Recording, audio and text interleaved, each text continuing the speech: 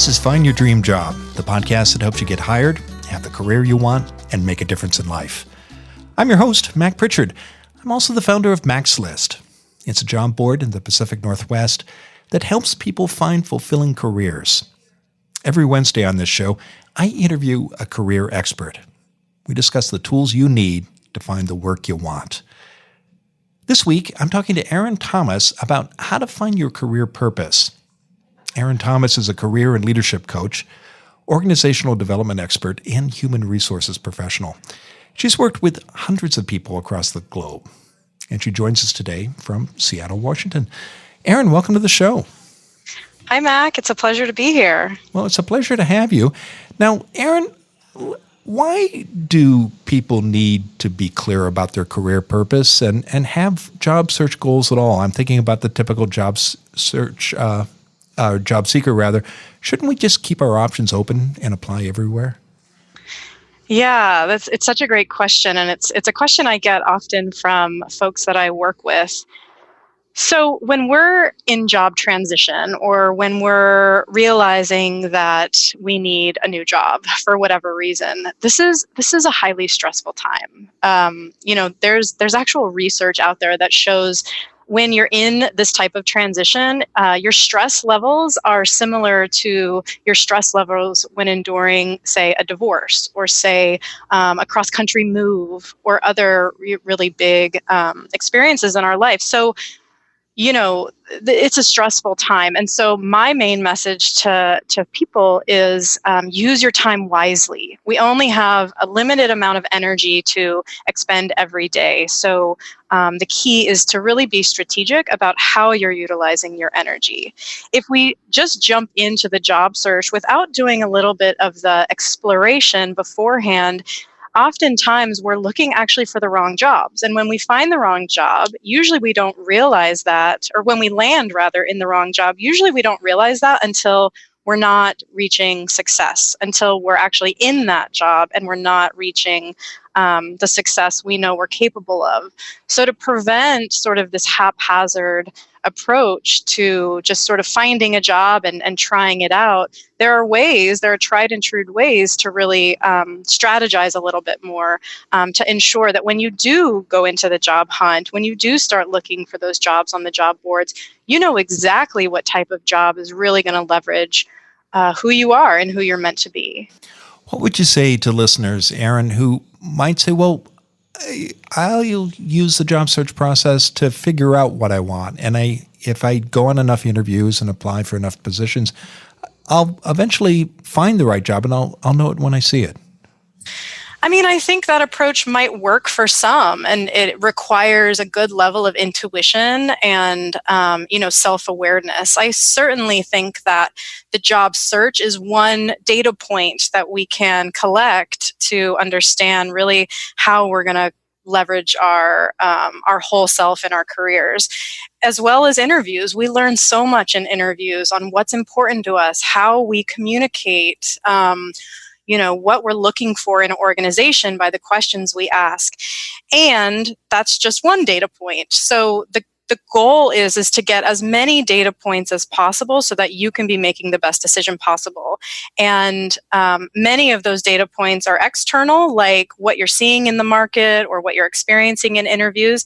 And many of them are internal, sort of the wisdom that is within us. And so that's really what my work revolves around, is accessing some of that data that is within us, but is really hard to track, or it's hard to hear or know. Do you find in your work with your clients, Erin, that people struggle to get clear about that career purpose?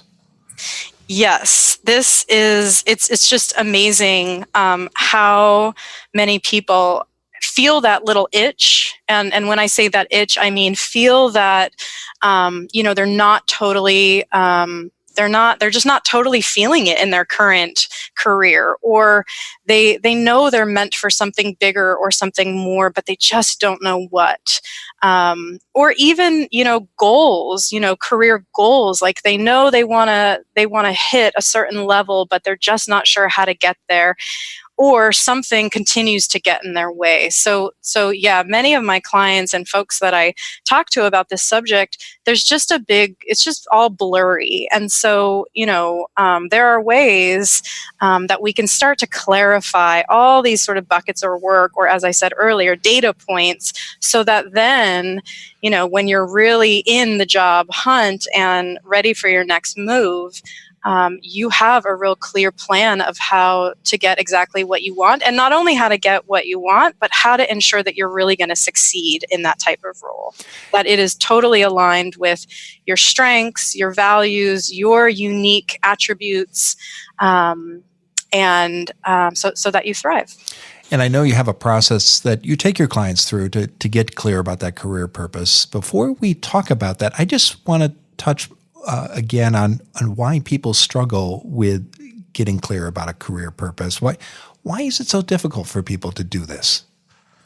Yeah, I think that from early into childhood, we are told that success looks a certain way. So many of us then sort of continue down that path, doing what we're told we're supposed to do to reach success, and they do it, right? And then, they're into their career maybe 5 years, maybe 10 years, maybe 15 or 20 years, and they realize, wait a second, this isn't working for me. And so it's sort of an unraveling process to understand, well, what isn't working for you? And then we can start to understand, well, why? And then what does work for you? Every experience in our life gives us data on what is most important to us. And that might look really different from what we were taught should be important to us. So it's sort of unraveling, again, those ideas that we have, to then just get real clarity on, this is who I know I am, and this is how I know I'm going to leverage myself. Well, let's talk about how to get started, Erin. Where do you recommend listeners begin to get clear about that career purpose and translate that into job search goals? Yeah, so I have a few steps that I'll talk through. And I just want to say, too, that it's not necessarily, though I'm going to talk about this in a linear way, it's not necessarily linear. And so it's really, looking at what clarity do you already have about yourself, and then how can we build on that? So one area that I like to dig into is values. So, we've all heard about values. We've all learned about values, why this is important. But what I find with a lot of people is that they've never really internalized these values. They've never really done this reflective practice of understanding, well, gosh, what are my values and how do they show up in every decision I make and in the way I behave? So values are like, I like to say values are like the foundation of a house. They are the things that are most important to us, and they form the basis of our choices. If you don't know your values, one way to start to uncover these is look at what are some big decisions you've made in your life, and then track those back. Well, why did you make that decision? What was important to you? What did you feel the value add was going to be? So again, we've been living with our values likely for the duration of our lives, but the goal is to actually get really explicit and clear on, well, what are those, and then how do those show up in my day-to-day lives? Okay, so reflect on big choices you have made in your life, decisions about where to live, jobs to take, the relationships you've had, and then work back from them the values that mattered when you considered making those choices. Exactly, yeah. And you can also categorize your values. So, in the job-specific context, there are 4 sort of categories of values that I like to take my clients through. There are intrinsic values, which are, sort of what's important to you about your contribution to the world, how your work might benefit others. There are extrinsic values. So these are more like, what are the external conditions that are really important to you, like a physical space or location, like your salary, benefits, etc. There are cultural values. So this is sort of, culturally, how do you like to interact with people? How do you prefer to communicate? what types of organizational cultures are really meaningful for you. And then the last one are operational. So literally day-to-day operations. What are the norms? What are the behaviors that that an organization or a community can be espousing that are aligned with your values? So once you get clear on some of your broader values, you can then start to categorize them in these four areas to get even more focus on how this can translate into a career or job. Okay, so reflect, categorize, write it down, and then your next step, what do you recommend listeners do after they get clear about those values? Yeah, so this is my favorite one, and it's a little bit hard for people to wrap their heads around. It's a little bit more esoteric feeling, but this is what I call our essence. So, this is really the state of being that everyone has at the center of themselves. These are the unique attributes that distinguish you from other people. So the concept behind this is that we all have a unique purpose and contribution in this world, and it shines from us brightly. And oftentimes other people see it very clearly. So one good way to understand what your essence is, what this light that's shining from you is asking other people.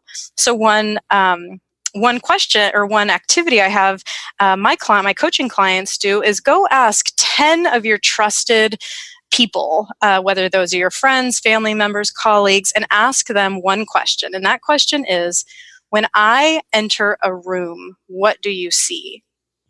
And often, my clients are freaking out because they're like, oh gosh, I don't want to ask my friends and family this. That's so awkward. But then they do it and they come back with this huge amount of excitement and energy, because all of a sudden they're seeing that these 10 different people in their lives are all saying the same thing. Sometimes there's some different attributes, but there are some clear through lines and some clear patterns that then you can take away and realize, oh wow, this is really what is shining through me. And then most of the time you start to see that in yourself more. And again, with all of this work, it's the more we understand ourselves, the more we can leverage it through our career. So if you understand this natural essence that is just shining through you, you're going to be more able to leverage that. Okay, so know your core essence. And I love the idea of asking 10 colleagues or friends or family members. I've gone through a similar exercise myself, Erin, and it's very illuminating what you hear back. And as you say, you do see common patterns, don't you? Yes, yeah, absolutely. And it's one of these things that is usually what I see is that people, they have felt what they're being told before, but they've sort of buried it so deep within themselves that they forget that actually this is a huge part of them. So that it's really exciting to be a part of that with my clients. Good. Well, this is a terrific conversation, Erin. We're going to take a break, and when we come back, we'll continue to talk with Erin Thomas about how to find your career purpose. You meet someone who tells you they're looking for work. What's the first question you ask? The odds are pretty good you say this: what kind of job do you want? And the odds are equally good you'll hear an answer like this: I don't know. I don't want to rule anything out. Or I'm keeping my options open. Setting a clear job search goal is hard work. It requires self-assessment, and it means making choices. But once you have that goal, your search gets easier and goes faster, because you only apply to the employers who offer the job you want and need the skills you have. Are you struggling with your career goals? We've got a new guide that can help. It's called Finding Focus in Your Job Search. Get your free copy today. Go to maxlist.org/focus. We give you a 4-step process you can use to set your own goal. We ask you to think about 4 areas: your interests, abilities, values, and desired lifestyle. And we show you how to work with colleagues, friends, and family to turn your observations about yourself into a clear career goal. To learn more, go to maxlist.org/focus. Make your job search quicker and less painful. Stop chasing every lead. Get your copy today of Finding Focus in Your Job Search. Go to maxlist.org/focus. Now, let's get back to the show.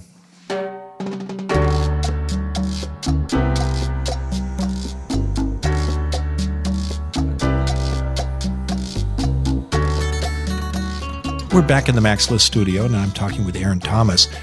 She's a career and leadership coach, organizational development expert, and human resources professional. And she joins us today from Seattle, Washington. Well, Erin, before the break, we were talking about our topic this week, how to find your career purpose. And you were taking us through a process with, I believe it has 5 different steps. The first was getting clear about your values, and the second was to know your core essence. What's the third step you recommend that listeners take in order to understand both career purpose and translate that into job search goals? Yeah. So the third step is exploring your unique strengths and motivations. So this is usually an easier one to explore because these are the skills in action. These are the ways of being that other people are seeing in the workplace. So your strengths, obviously, are what you're best at. These are what you are really good at. This is what you're often positively reinforced for. Your motivations are the drivers of why you behave in certain ways. So oftentimes your motivations and strengths are aligned and inform each other, but sometimes they don't. But your motivations are really the why you behave in certain ways. So once we know some core motivations, we can literally predict behavior. This is really important in a workplace when deciding or choosing what how you're going to be spending your time. If you want to be spending your time doing things that come natural to you because you're positively reinforced through these motivations, then you need to know what those motivations are. And similarly with your strengths, if you want to be as successful as possible, you need to know what your superpowers are and then be able to leverage those. A couple different tools that I use that I really like and that I'd recommend others if they're curious about, how to uncover some of these things. So for strengths, and some of your listeners may have heard of this one before, but it's the Clifton Strength Finder. And this tool is really neat because it's a quick survey or a quick assessment, and then it gives you your top 5 strength areas. And this, again, they're a little bit general, so it allows you to apply these broad strengths in lots of different ways. But it gives you a sense of, again, just what you do best. Similarly, with motivations, a tool I really like to use, and I use with my staff, I use with my clients, is called the Predictive Index. And this, I've used a lot of motivational assessment tools before, and this by far is the best one in my opinion, and just spot on. So it uses certain domains and assesses what different motivation levels are, and then predicts certain behaviors that can be activated from those motivations. Good. Well, I know strength finders, generally you can find at bookstores, and obviously it's available online. How about the second tool you mentioned, Erin? How can listeners find that? That one, you can find consultants that use Predictive Index. And so I'm sure just like a Google search with Predictive Index consultants, I also use it. So, you can find a coach that uses specific tools that you're interested in. Okay. Now, so you're clear about your values, you understand your core essence, you have a good sense of your strengths and motivation. What happens next? What else do listeners need to do? Yeah, so this one is, well, I was going to say this one's my favorite one, but I said essence was my favorite one, so I guess this one can't be. Maybe they're all my favorite. Right. You've got a top 5, perhaps. Yeah. This is what I call dumping your head garbage. So your head garbage, we all have head garbage. And these are basically what get in our way. These are our limiting beliefs or belief systems that were created likely at a very early age that informs to this day, how we view ourselves, how we view other things. So it's really, and usually these happen at these beliefs are at a subconscious level. So we don't even know that we believe certain things. But in fact, we do. And these beliefs are directly informing our decisions, our actions, the sense of ourselves, etc., every single day. So she's a mindset coach that I know on the East Coast, and she talks a lot about, she calls it head trash. And she uses this one example that I love, that I use with a lot of my clients, is around Santa Claus. So many young kids in this country believe in Santa Claus. And because they believe in Santa Claus, they leave out cookies and they leave out milk for Santa Claus, and they read, bedtime stories to Santa Claus, or, do whatever they do with Santa Claus. That belief informs those behaviors. Then when kids turn, I don't know, 6 or 7 or 8, I'm not actually sure when kids find out that Santa Claus isn't real. Hopefully no kids are listening to this. If they are, they're young strivers. They're very ambitious. The truth hurts. Yeah. So then, there comes an age where they realize actually Santa Claus isn't real. And that very quickly changes their behaviors and actions, right? So they no longer leave cookies out. They no longer leave milk out. So just like that, because of one small belief, big actions are changed. And that is the same with the way we believe what we are capable of, the amount of money we can make, the types of jobs we can and should do, etc. So it's really important to start uncovering what is our head garbage and start to replace that hard head garbage with gold, really, with gold nuggets that will get us to where we want to go. So often a form of this is called imposter syndrome, and it can, lots of people who are very accomplished and very successful will share that they suffer from imposter syndrome. I'm thinking, in particular, we're recording this in 2019 of Michelle Obama giving interviews as part of her book tour, saying that was something she struggled with. How do you see the people get rid of this head garbage and overcome imposter syndrome? What are 2 or 3 practical steps people you see take to overcome this? Yeah. And I love your point about, Michelle Obama having imposter syndrome. The point is we all have it. Every single human has it because we have beliefs that were informed by others. So that's actually one way to start addressing your head garbage is know you're not alone. That the way you might, feel about yourself, or this imposter syndrome where you're feeling like, wait, why am I in this type of job? Why do I have this title? I'm not worthy of this. I'm not good enough. This is normal head garbage. So, just normalizing it sometimes helps us separate ourselves from the head garbage. So that's another key principle is you are not your head garbage, though we feel we are at times. But if you can develop a practice, and this can come through meditation, this can come through just deep thinking about these issues, separating yourself, your whole self, from some of these head garbages. Another way or technique that I use with my clients is I ask the question, what is an area of life that is just not working for you? And, most people, because I'm a career coach or a leadership coach, will talk about their career goals and not getting there, or the amount of money they want to make and still not being there, or their leadership goals around wanting to be a CEO or wanting to be an ED, but they're not sure how to get there. That's the entry point into what head garbage is floating around. So you just ask yourself, what is an area of your life that you're struggling with? And then you start mapping it out. Right. So you talk about, well, what are your belief systems? So if you want to be a CEO, what are your belief systems about CEOs? And then we start to see, if you believe that a CEO is a workaholic and that a CEO is a perfect human being, and that a CEO is the best of the best of the best, and a CEO is, the smartest person ever, and, so on and so forth. Well, of course you're self-sabotaging yourself, right? Like, who is the perfect human being? Who is the smartest person in the world?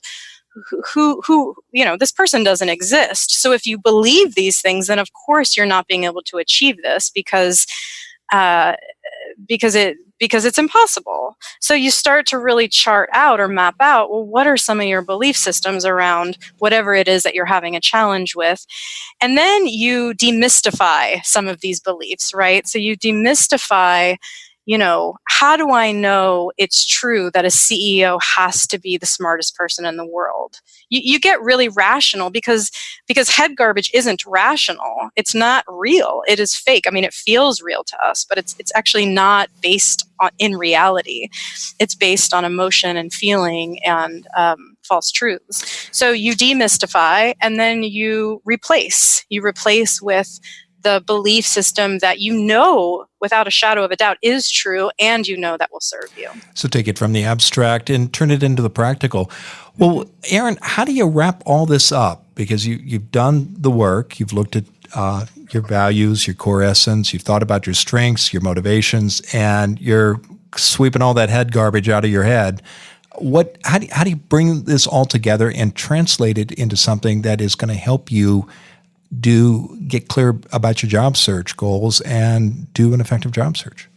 Yeah, so it's the putting it all together part. So literally, you overlay all of these buckets of work, or as I call them, data points. So each one of these areas, you sort of overlay them, and you can craft a story out of them. So I'm a big story. I believe in story and how powerful and compelling that is, and I talk a lot about personal branding, and that's really just your personal narrative. It is the story of yourself that you can that helps you not only understand more of yourself and what you're best at and what you're really meant to do, but also it can help potential employers understand what you do best and what your contribution is.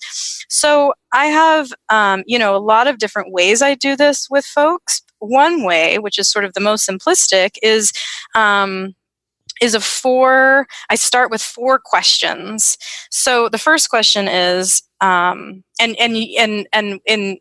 the first question is, who are you?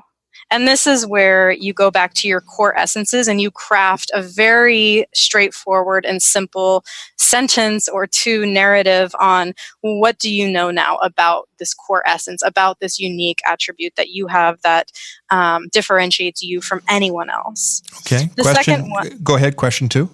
Question 2 is, what is most important to you? So this is where you outline your values, again, in a narrative way. The third is, what are you best at? This is where you input your strengths and talents. And the fourth is, when do you thrive? And this is really your motivations. What conditions allow you to thrive? Okay.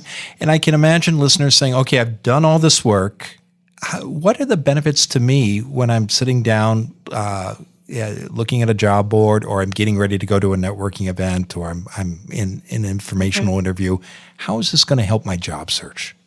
Yeah, this gives you laser precision of what types of jobs you really should be looking for.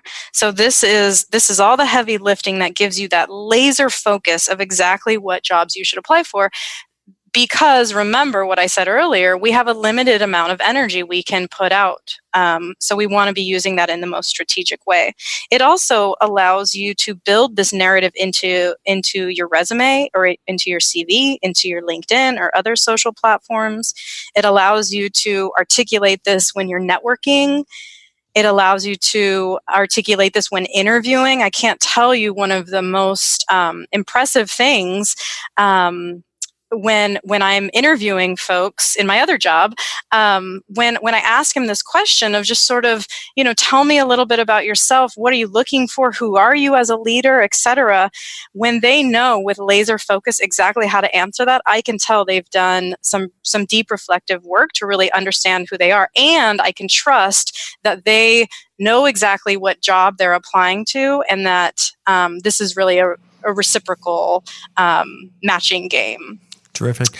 So you walk away knowing where you want to go, what you want to do, and with a way of telling your story that that puts your best foot forward.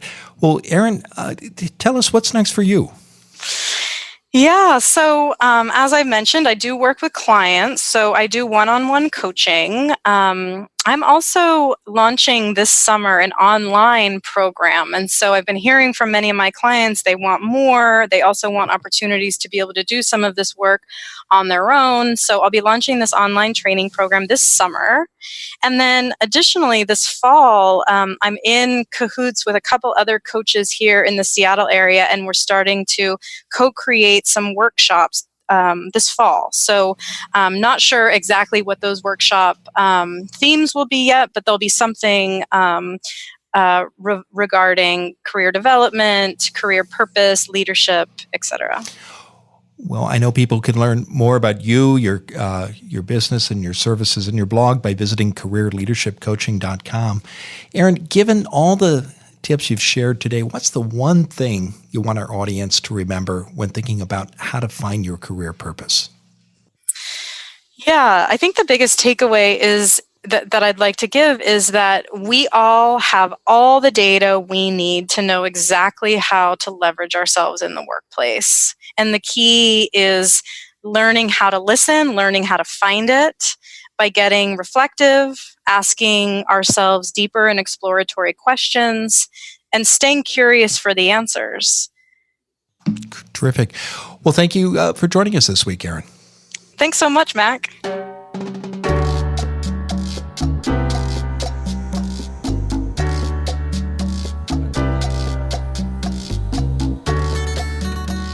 So many job seekers I meet, particularly people who have just lost a position, the first thing they want to do is start sending out resumes.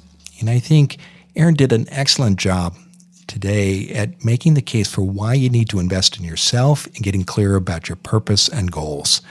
And I loved her 5-step process for how to do that. So I hope you'll keep that in mind if you're just starting your search, or if you're thinking about making some mid-course corrections in your search and it's not going as well as you hoped. We've got another resource that can help if you're unclear about your goals. It's called Finding Focus in Your Job Search. It's a free guide, and you can get it today. Visit the MaxList website. Go to maxlist.org/focus. We take you through a 4-step process that will help you get clear about your own job search goal. Again, maxlist.org/focus. Well, thanks for listening to this week's episode of Find Your Dream Job, and join us next Wednesday. Our guest will be Connell Valentine. He'll share what you must do before applying to any job. Until next time, thanks for letting us help you find your dream job.